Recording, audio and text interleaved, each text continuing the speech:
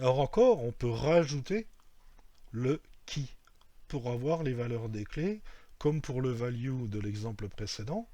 Donc je vais reprendre le même exemple. J'ai un tableau qui s'appelle Object, avec ici une clé first name value John, une clé last name value Doe, une clé age value 30.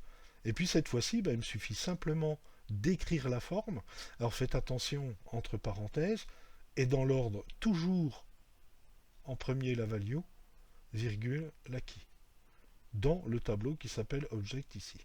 Et donc là, la key, ce seront ces valeurs-là, et les values, ce seront ces valeurs-là.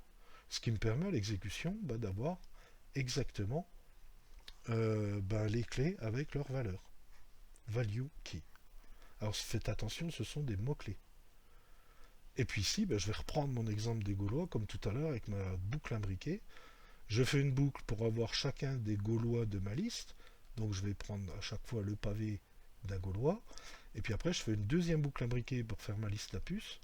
Et ici, je mets un value key in Gaulois. Alors là, il manque la parenthèse, elle a dû disparaître au copier-coller. Et j'affiche la clé et la valeur.